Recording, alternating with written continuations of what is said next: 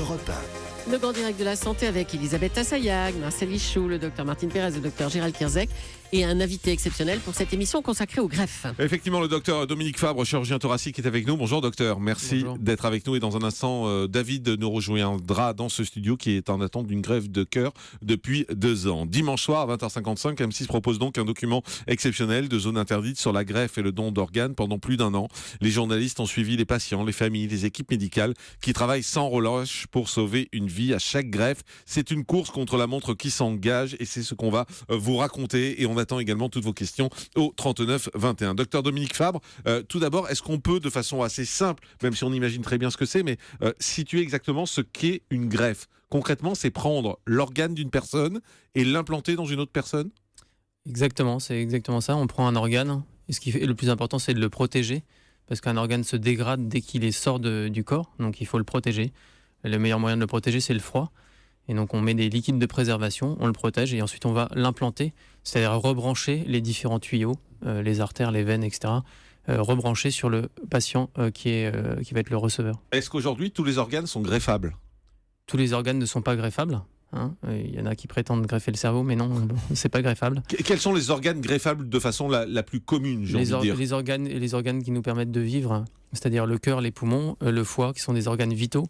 Et vous avez des organes un peu moins vitaux comme le rein, le pancréas, où vous allez substituer une fonction qui est défaillante, comme l'insuffisance rénale. On greffe un rein, mais on peut aussi être dialysé, alors que le cœur, c'est pas possible. Combien de temps un organe vit à l'extérieur d'un corps? Vit entre guillemets, bien sûr. Plus le temps est court, mieux c'est pour lui, parce que les cellules vont se dégrader. Sans oxygène, elles vont se dégrader et donc mourir en partie. Et donc plus on est rapide dans la transplantation, plus on a des bons résultats. Le délai, c'est quoi? Le délai dépend maximum, de l'organe. Ça dépend de l'organe. Vous avez quelques exemples, voilà. Par exemple, pour le cœur, il faut moins de 4 heures. Plus vous allez dépasser ce délai, et plus vous avez un risque de défaillance de l'organe. Et donc vous allez ensuite être obligé de substituer l'organe greffé en mettant une machine qui va pouvoir remplacer temporairement cet organe. Quelles sont les conditions pour qu'un organe puisse être greffé sur une personne?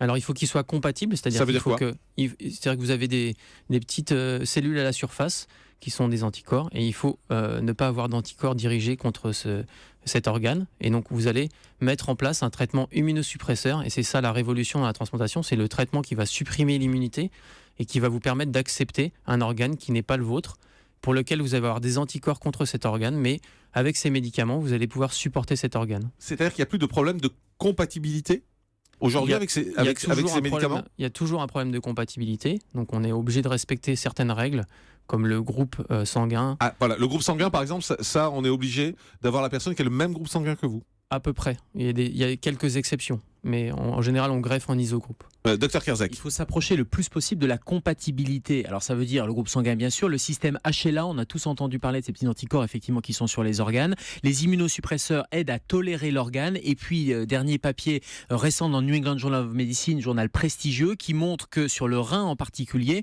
les équipes sont capables de désensibiliser et donc de greffer même avec des organes incompatibles, ce qui là est très intéressant parce que ça ouvre des perspectives là aussi chez des gens qui ne seraient pas compatibles sur le système HLA de pouvoir recevoir un rein. Et ça veut dire quoi? Ça veut dire que ça va peut-être diminuer les listes d'attente parce que le vrai problème des greffons, c'est la pénurie de greffons et ce sont ces patients qui sont sur des listes d'attente et parfois qui attendent très longtemps jusqu'à sur certains organes. Malheureusement, il n'y a pas de solution autre que la greffe et il y a parfois des patients qui décèdent à cause de ces listes d'attente. On le verra avec David qui va venir avec nous tout à l'heure puisque lui il est en attente d'une greffe de cœur depuis 2 ans, donc il va nous raconter comment ça se vit au quotidien. Est-ce que la taille de l'organe a une importance? Par exemple, le docteur Martine Pérez qui est toute fine et toute mince, merci. Je suppose qu'on ne peut pas lui greffer son cœur sur moi. Effectivement, c'est un des critères dans le choix des greffons. L'Agence de la biomédecine gère tous les organes et nous propose des greffons toutes les nuits. Et on choisit en fonction de la taille de l'organe. Et c'est un des critères qui rentre en compte pour choisir pour tel ou tel patient, tel organe. Dans Zone Interdite qu'on pourra voir dimanche, on vous voit vous occuper de la transplantation d'une jeune femme qui s'appelle Alexia, qui a 25 ans et qui reçoit une double greffe simultanée, cœur et poumon. Ça veut dire qu'aujourd'hui, on peut greffer plusieurs organes en même temps sur une personne. Alors la greffe cœur-poumon, en fait, c'est un seul organe. Ah, c'est un seul organe? C'est un seul organe. Tout est lié ensemble. Le cœur et les poumons sont liés ensemble et on change tout.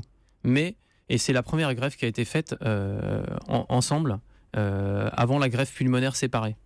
Donc on a que... Ah, c'est-à-dire qu'on a commencé par faire une greffe cœur-poumon, et ensuite on s'est aperçu qu'on pouvait séparer les poumons, c'est ça? Et qu'on pouvait greffer les poumons séparés. D'accord. Donc c'est au final une greffe qui paraît plus complexe, Bah oui. mais en fait qui est plus simple. Voilà, on va changer tout le moteur en fait. Hein. Ouais. Donc, voilà. Enfin, vous parlez de simplicité, et c'est toujours relatif. Hein. On rappelle qu'on est avec des spécialistes, donc quand ils nous parlent de simplicité, c'est toujours relatif. Mais justement, est-ce que c'est simple comme acte, une greffe? Parce que quand vous nous l'expliquez, vous nous parlez un peu de mécanique, vous dites on rebranche les tuyaux, etc. Est-ce que c'est vraiment très compliqué ou pas tant que ça, honnêtement? Ce qui est compliqué, c'est toute l'organisation, c'est toute la prise en charge et c'est toute l'équipe qui est autour de ça. Et on mobilise une quantité de moyens absolument énorme. Et des équipes qui sont disposées à faire tout ça. Mais techniquement, c'est des choses qu'on a appris avec les pionniers de cette greffe. Moi, j'ai travaillé avec les pionniers de la greffe, le professeur Dartevel qui a fait la première transplantation cœur-poumon. Donc, c'est des gens qui ont initié ça et ils nous ont appris. Et ça fait 15 ans qu'on fait ça souvent la nuit. Donc, c'est un geste qu'on répète et qu'on connaît par cœur. Docteur Dominique Favre, une question qu'on peut se poser également, c'est d'où viennent ces organes? Par exemple, une cœur, greffe poumon. Qu'est-ce qui fait qu'on décide qu'à telle personne qui est décédée, donc hein, c'est forcément des gens qui sont décédés, on va prendre le cœur et le poumon ensemble, ou on va prendre le cœur séparément, ou les poumons séparément? Qu'est-ce qui fait qu'on décide que la greffe va être dans un sens ou dans l'autre? Ça dépend du niveau de défaillance des organes. Si on prend le cas de la jeune fille qu'on a greffée en cœur-poumon, on fait à peu près 15 transplantations cœur-poumon par an. C'est une intervention très rare, justement parce qu'il y a une pénurie d'organes. Et on essaye de limiter au maximum et utiliser le moins de greffons possible. Donc, quand il y a une défaillance du cœur et des poumons, on est obligé de greffer les deux. La plupart du temps, on arrive à substituer avec une machine la défaillance, par exemple, cardiaque et à ne greffer que les poumons. On laisse cette machine qui remplace le cœur et les poumons temporairement et puis le cœur va se réhabituer. Donc, il y a beaucoup de gens qu'on arrive maintenant à mettre sous assistance. Avant, on les greffait en cœur-poumon. Maintenant, on les greffe qu'avec 2 poumons avec une machine d'assistance. Et question peut-être délicate, mais qu'est-ce qui fait qu'on décide à une personne de faire une greffe et pas à une autre? Et ben ça, il y a des décisions collégiales. C'est vous qui décidez? C'est nous qui décidons. On a un staff de transplantation et on décide ensemble de savoir quelle est plutôt l'orientation qu'il faut prendre. On décide de ça avec des médecins. Je suis désolé, mais en même temps, ça veut dire que vous décidez que certaines personnes, on va les laisser mourir? Alors, il y a évidemment des critères qui font que vous avez un risque opératoire qui est important chez certains patients. Et plus vous cumulez les facteurs de risque, plus vous savez que les chances que le patient ne s'en sorte pas sont importantes.